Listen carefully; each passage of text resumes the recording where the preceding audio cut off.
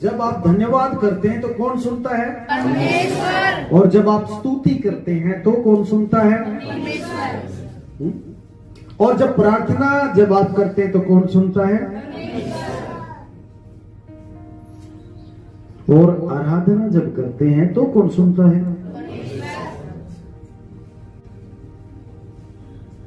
जब सब कुछ ही परमेश्वर को सुनना है तो हमें क्या सुनना है?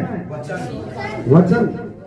तो वह वचन से ही बात करना, क्योंकि स्तुति जब हम करते हैं परमेश्वर हमारे हृदय से स्तुति को सुनता है। जब आप धन्यवाद देते हैं तो धन्यवाद को भी प्रभु देखता है, सुनता है। जब आप प्रार्थना करते हैं तो भी परमेश्वर देखता है और आपकी सुनता है। लेकिन जब आराधना करते हैं परमेश्वर आपसे बात करना चाहता है। हालेलुया। और आराधना में जब हम जाते हैं तो आपको कैसे होना चाहिए कि आप परमेश्वर की सुने, क्योंकि यीशु ने कहा मेरी भेड़ें मेरा शब्द पहचानती हैं और मैं उन्हें पहचानता हूं। इस कारण मनुष्य अपने माता पिता से अलग अपनी पत्नी के संग रहेगा और वो दोनों एक तन होंगे। थोड़ा सा दिमाग से, थोड़ा सा बुद्धि से, थोड़ा सा अपनी आत्मा में, क्योंकि प्रभु का वचन है, हमें सीखना चाहिए। कहता पति पत्नी ही एक ऐसे साथी होते हैं जो अपने माता पिता को भी छोड़कर साथ रहते हैं। क्यों? क्योंकि वे एक तन होते हैं।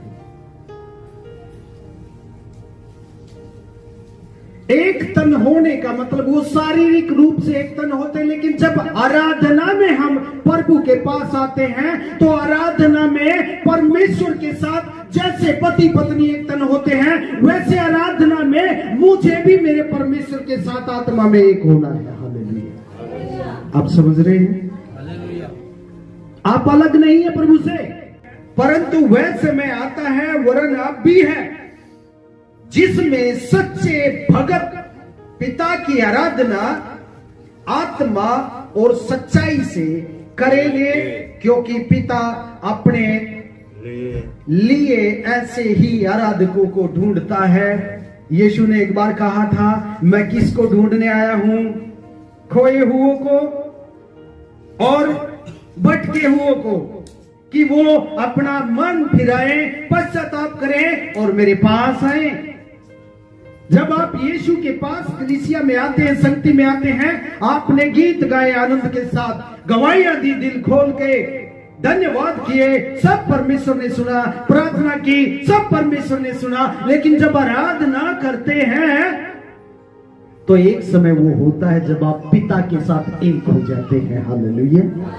इसीलिए आज यीशु ढूंढता है कि अंगीकार करने वाले लोग कलीसिया में आराधना में आए। जब आप आराधना में होते हैं तो अपने आप का अंगीकार करना चाहिए आपको।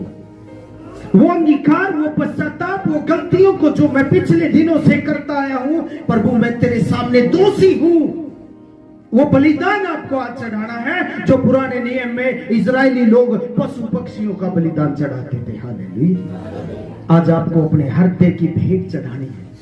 उस आराधना में प्रभु आपसे बात करना चाहता है।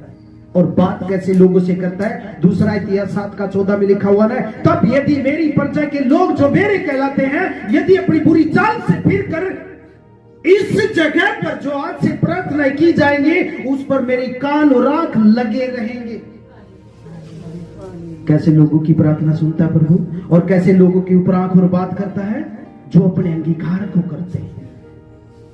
उसकी संगति में अब आप एक कैसे हो सकते हैं? जब आप आराधना में अपने आप को प्रभु के सामने घोषित करते हैं कि प्रभु मैं गलत हूं, मैं पापी हूं, मैं आपके सामने अंगीकार करता हूं प्रभु। और यीशु भी किनको ढूंढने आया? जो मन फिराने वाले लोग हैं। जब आप चर्च में आते हैं और आराधना की जाती है तब आपका मन अंगीकार करना चाहिए, आपको पश्चाताप करना चाहिए। वही सच्ची आराधना है। और यीशु किनको ढूंढता है? सच्चे आराधकों को। सच्चाई यही है कि मन फिराओ, स्वर्ग का राज्य निकट आया।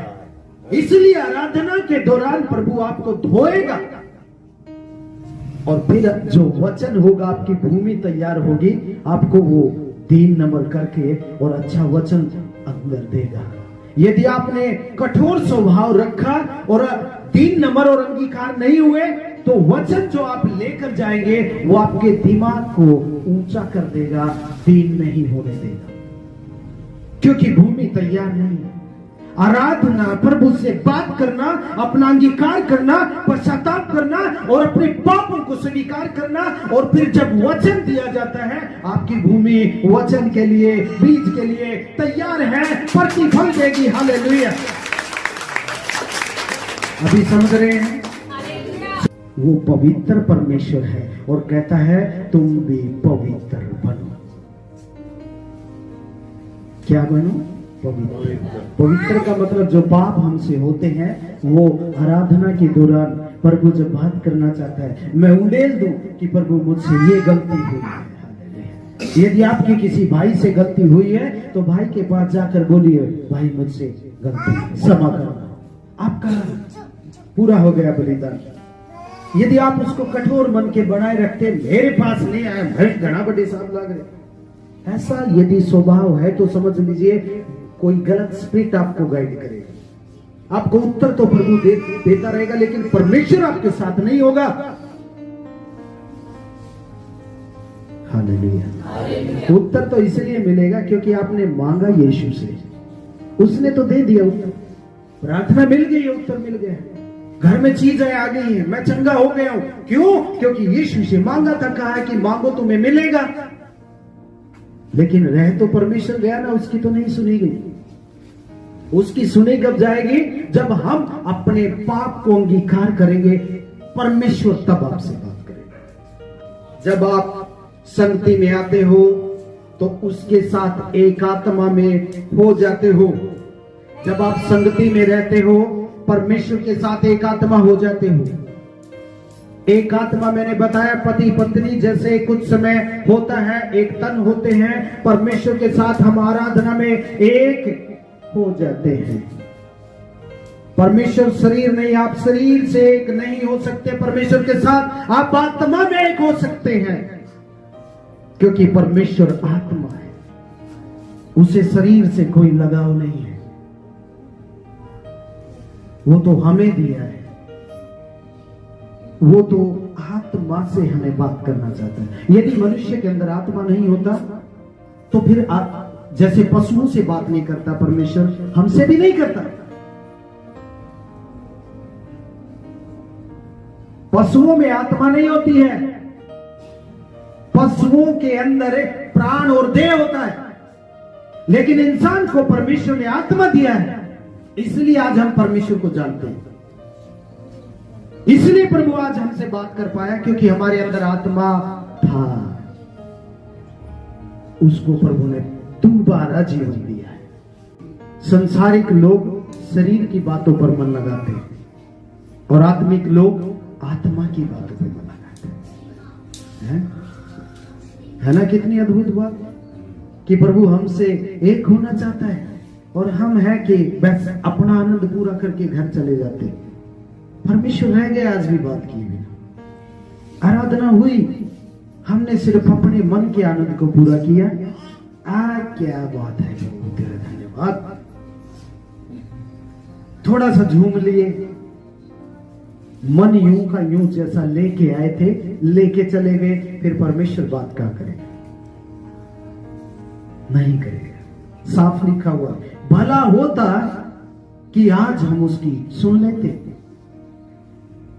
बाकी तो संसार में हम अपने लिए जीते हैं। जब चर्च में ही सुनाई कुछ नहीं दे रहा है, तो फिर बाहर क्या सुनेगा? और भटकाने वाले तो चारों तरफ आपके बहुत सी लेके घूम रहे हैं। कहता मेरे नाम से आएंगे। किसके नाम से? यीशु के नाम से आएंगे। और जो सही होंगे ना, उनको सही रास्ते से जो अगुवाई है उसको खत्म। तुझे क्या करना है उसको छोड़ के कुछ और करना शुरू कर दे। क्या घर में पति जब बोलता है कि खाना बनाओ, आप खाना छोड़ के कपड़ा धोना शुरू कर देंगे? है तो वो भी घर का काम। हम कह देते ना सारे एक है, एक कैसे? न्याय तो सबका अलग अलग हुआ, एक कैसे हुए? फिर एक तब होंगे जब हम वहां पर होंगे, उस आत्मा में एक होंगे कि जब आप आराधना का नाम सुनते हो ना, तो आपका अंगीकार करवाना चाहता है प्रभु आपसे, आपसे पश्चाताप करवाना चाहता है।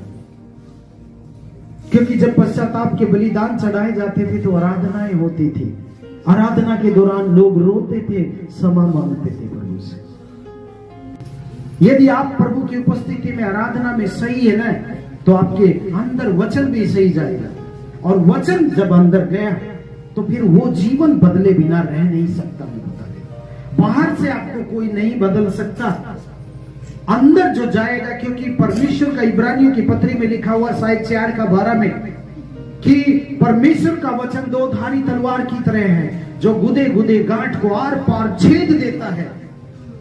यानी कि आपके अंदर कोई भी बीमारी, समस्या, वो वचन बता देगा, आपको शीशे की तरह दिखा देगा कि आप कैसे बेईमान हैं, आप ईमानदार हैं, आप अंगीकार करते हैं, आप अंगीकार नहीं करते हैं, आप किसी का भला सोचते हैं कि नहीं सोचते हैं, आपको परमेश्वर का वचन बता देगा।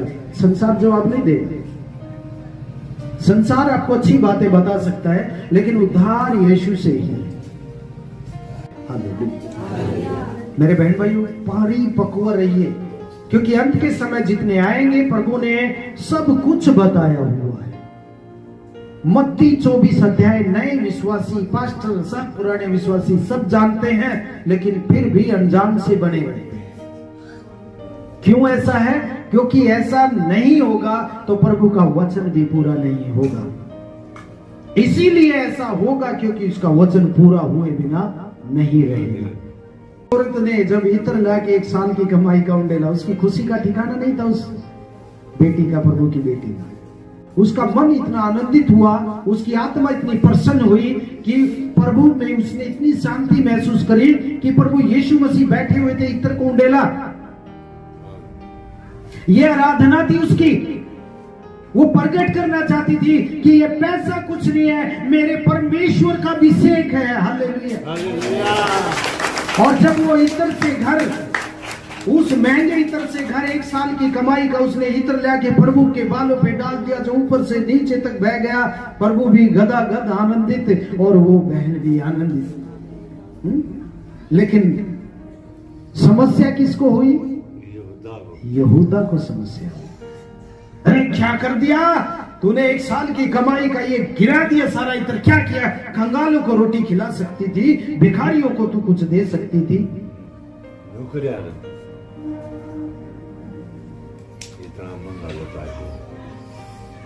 उसे समस्या ये थी कि अच्छा दान जोलन पड़ जाए, फिर तू अच्छा मुट्ठा भर देगा, क्योंकि चोर था, उस दान की चोरी करता।